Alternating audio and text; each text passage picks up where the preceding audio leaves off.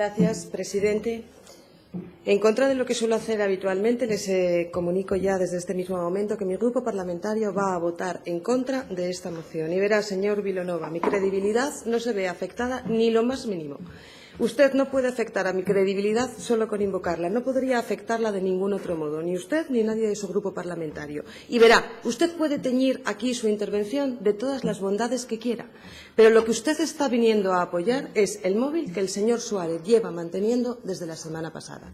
Y el señor Suárez puede disfrazar sus palabras con lo que le dé la gana, pero resulta que están recogidas en el diario de sesiones que obra en esta Cámara. Y el señor Suárez la semana pasada dijo, entre otras cosas, que dos son los responsables de todo este desaguisado, por un lado el Instituto Adolfo Posada y por otro lado el tribunal sentenciado, que hubo irregularidades, que un opositor se presentó a un examen cuyas preguntas las ha puesto su jefe, que puede o no querer contratarle, que tiene que existir una responsabilidad del tribunal que ha sido juzgado y que ¿me vienen a contar ahora que yo pongo en duda la profesionalidad y honradez de los profesionales? Bueno, es que si no, ¿por qué lo sentencian? Mire, esto es el móvil del señor Suárez.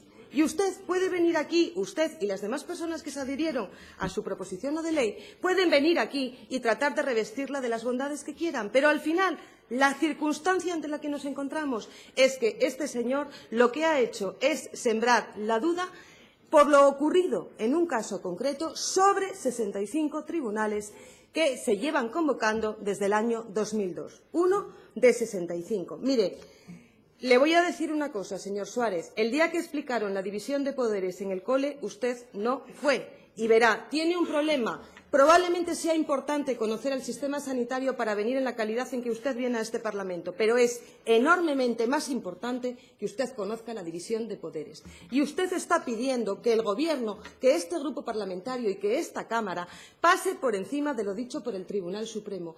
Y ni lo vamos a hacer, ni lo debemos hacer, ni lo podemos hacer. Y verá, las sentencias deben de cumplirse en sus propios términos y es el propio tribunal quien debe ejecutarlas. Y la sentencia lo que dice es que tiene que retraerse la prueba a la celebración de la segunda de ellas. Piense que la primera también fue impugnada y el tribunal en ningún momento entró a valorar su validez.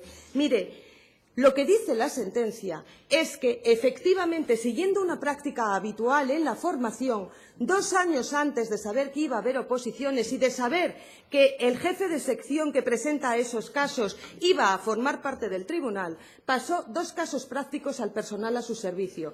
Casos prácticos que luego cayeron en una bolsa junto con otros 14 y que el azar quiso que salieran en esa prueba. ¿Sabe lo que dice el tribunal? La sentencia está aquí, señor Suárez, y yo sí sé leerla. No estoy equivocada. Lo que dice el tribunal, señor Suárez, y yo no le interrumpo cuando usted está en el uso de la palabra, lo que dice el tribunal es que no hay ninguna desviación de poder.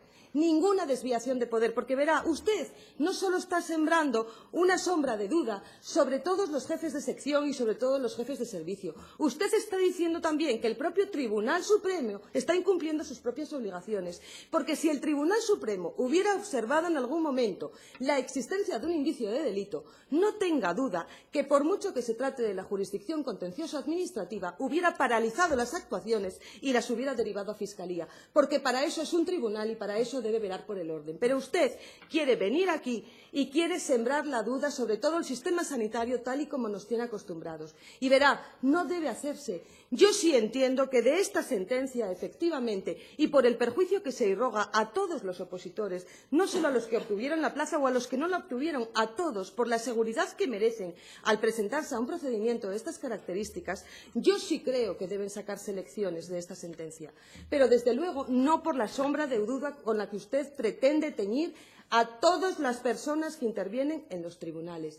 Porque verá, lo que usted estaba proponiendo en su proposición no mejoraba para nada, ni venía a eliminar la incertidumbre para nada a aquello a lo que usted está acusando. Por lo tanto, sí creo que se deban de adoptar medidas para evitar que esto pueda volver a ocurrir y ocasionar el perjuicio que ocasionó. Sí creo, además, que parte de esas medidas, no todas, parte de esas medidas deban ser consensuadas con las mesas de negociación y con los representantes de los trabajadores en esas mesas.